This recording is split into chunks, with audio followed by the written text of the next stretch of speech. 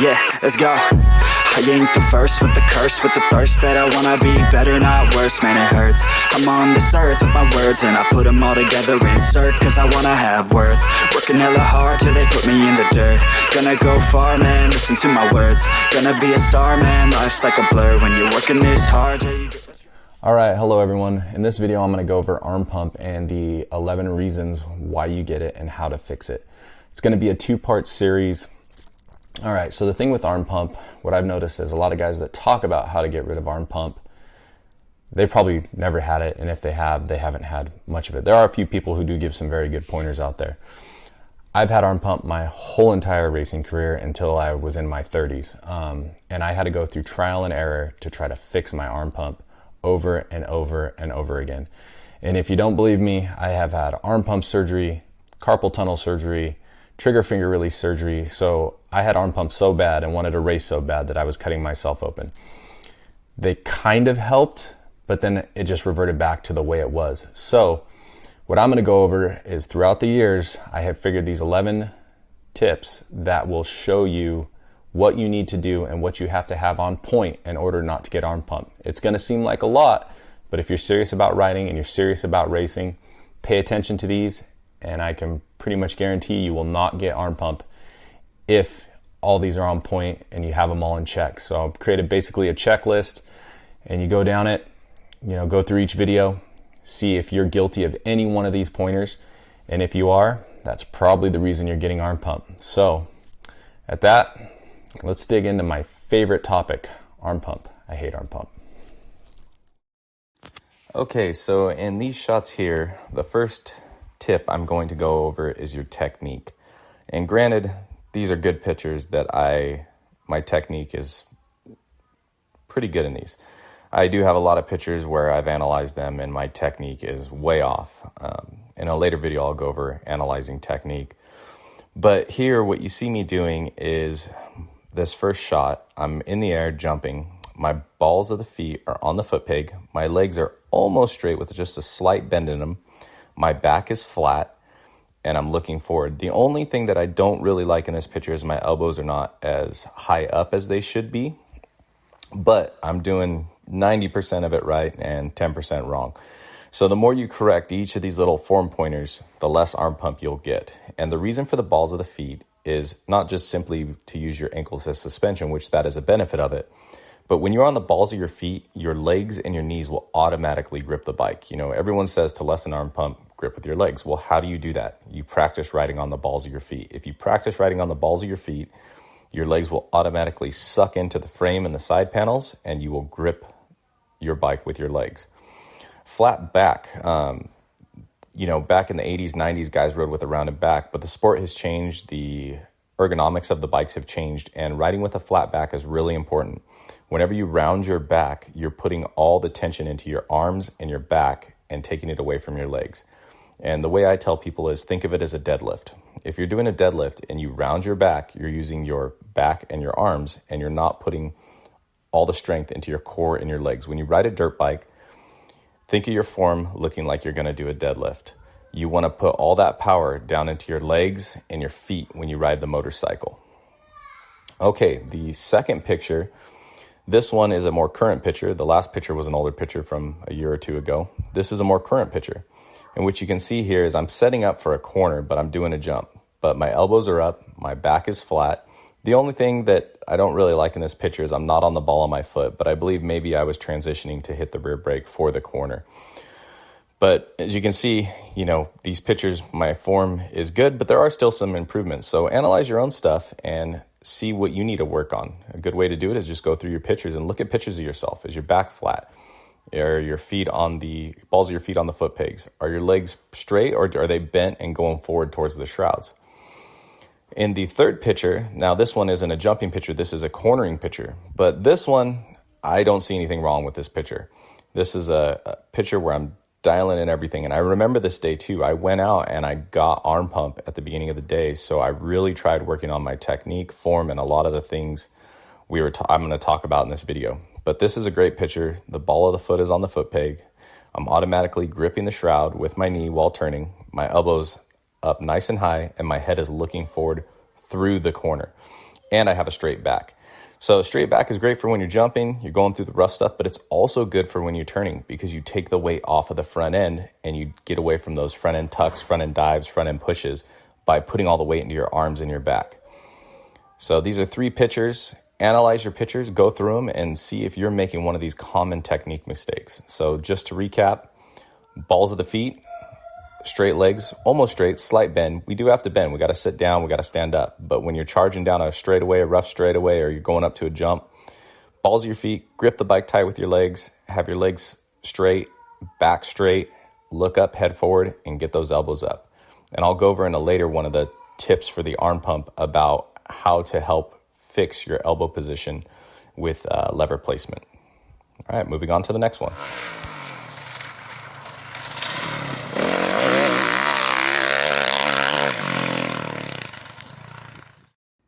All right, so the next one on the list is caffeine and nicotine. So caffeine and nicotine do the same thing. They both raise your heart rate. And sometimes caffeine can be a benefit, and I know some people say that nicotine might be, but I don't agree with it. By raising your heart rate, what it does is, let's say you have a resting heart rate of 40 beats per minute. It ups it to 50, maybe 60 beats per minute. So when you're racing and you're at 160 beats per minute, during your race, it's going to up it to potentially up to 180 beats per minute, which in turn will make you fatigue quicker. And what caffeine and nicotine, they both fall in the same family. What they actually do is they are vasoconstrictors. So they constrict your blood flow. And by doing that, that means it's harder for blood to get in and it's harder to get out. In turn, creates arm pump. Some people might be okay with caffeine, but if you're getting arm pump, I would consider cutting out caffeine. And another thing to kind of pay attention to as well is your DNA and your genetics. There's a lot of studies out there, and people have a certain gene variant. Some people are slow metabolizers of caffeine, and some people are fast metabolizers. If you're a fast metabolizer, you're probably the person that could take caffeine and have no issue with it whatsoever. I am a slow metabolizer of caffeine. That means that caffeine stays in my system much longer than other people. So if I drink caffeine at 10, 11, 12 o'clock, I have a hard time sleeping. It takes a very long time for it to get out of my system. So what that means is the caffeine comes in and it just takes its sweet time to get out. So you have constricted blood vessels all day long while you're trying to ride, which in turn will create a whole day worth of arm pump. What I like to do if I'm feeling tired at a race, I like to start out the morning with no caffeine. And then once my muscles are warmed up and I'm feeling good, and if I feel like I need some caffeine once I've already done a moto or two, then I'll have some caffeine halfway through the day. And that does not seem to affect my arm pump. But if you're a caffeine junkie and you've kind of narrowed it down and nothing else is working, try cutting out caffeine when you race. Even when you practice too, but when you race, you get a lot more amped up, and that heart rate, we've all felt it sitting on the line. That heart rate is pounding even before the gate drops. So you may be all okay all week practicing with caffeine, and then all of a sudden you go to the races and you're getting arm pump. Well, you have an elevated heart rate already because you're sitting there nervous on the line, and then caffeine pumps up your heart rate. So you could potentially be 30 beats up per minute above the heart rate you're supposed to be at while taking caffeine or nicotine. So cut those two out if you have a problem with arm pump.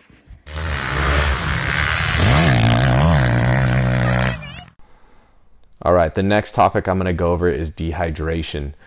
There are studies out there that show every percentage of weight loss that you have while exercising, so loss of fluid, will equate or come close to a loss in performance, and that's mentally and physically, which can also lead to injuries.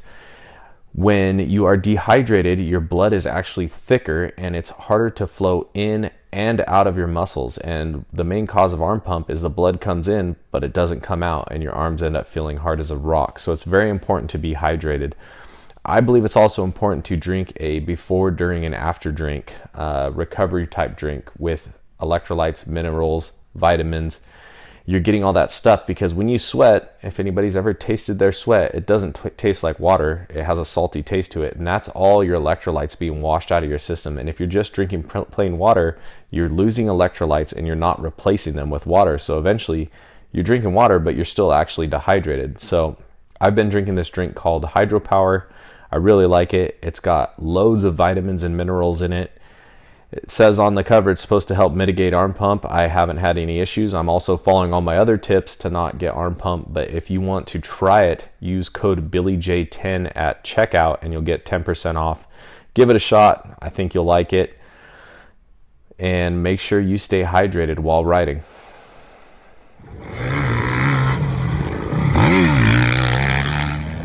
All right, so the next topic I want to go over is your diet. And I'm not talking about dieting to lose weight. I'm just talking about eating a good, healthy, rounded diet with healthy proteins, good, healthy fats, fruits, and vegetables. Vegetables are the biggest one, in my opinion. I didn't like vegetables growing up. I ate the meat and potatoes diet, and I suffered for it. My endurance was terrible. My fitness was terrible, and I was racing at the professional level, and my biggest thing, I would run up front, and I would gas out. Vegetables do a lot more than you think. They're very healthy. They're full of vitamins. They're full of minerals. They help with free radicals. They're an antioxidant. They help the blood flow in and flow out of your muscles quicker, smoother. They do a numerous amount of things for your body. Try to get vegetables in 2 out of your 3 meals a day. If you eat 3, if you eat 5, try to get 3 out of the 5, 4 out of the 5. As much as you can put vegetables in with a meal, it will help with your fitness, your blood flow, your arm pump. If you don't like vegetables, like I did, I kind of had to start slow with them, so I started throwing them into smoothies, putting vegetables in with some protein mix and just grinding it up. The benefit you will get from vegetables is enormous. So good healthy fats, protein, vegetables, fruit. And fruit has minerals and vitamins too, and good form of carbohydrates. So get that stuff in your diet. It'll help tremendously with your arm pump.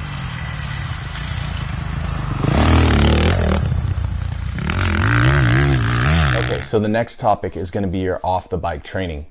And there is a way to train off the bike which will actually hurt you more than if you're just sitting around, and that is anaerobic training, and a lot of it.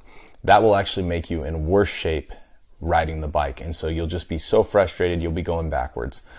I know I did that. I would get so frustrated. I would go to races and I knew a guy didn't train at all during the week. He just hung out, did nothing, and I would go and bust my butt all week long doing anaerobic training at 175 beats per minute, go out the next weekend and just get even more tired than I did the week before. It took me a while to realize, and a little bit of research, that you want to stay at a lower heart rate, closer to the fat burning zone, so you're not burning just pure glycogen and your muscles. Train in that low heart rate. I like to use the math method by Dr. Phil Maffetone, and what that is it's 180 minus your age. If you want some more information on that, research anything by Dr. Phil Maffetone, or go back to my YouTube video on cardio training with Ben Moberg. A lot of information in that video. It's crucial that you train and you don't train too hard off the bike. Your anaerobic training should primarily be when you're on the bike. Build a big endurance base, go longer, go harder, go faster. Endurance training builds capillaries, more oxygen, more blood to the muscles, less arm pump. All right, everyone. Hey, thanks for watching part 1 in this 2-part series. Make sure you watch the second part. There's going to be some good info in there, and if none of these hit you, the second part might. And even if one of these you're doing wrong in the first part, second part might have another one you're doing wrong. Could be doing all of them wrong. I have done every single one of them wrong, and I know these are what created arm pump because I've gone through trial and error to fix what was going on. But again, thank you for watching, and you should see the video for the cardio one, which will tie into the endurance training. Thanks. Bye.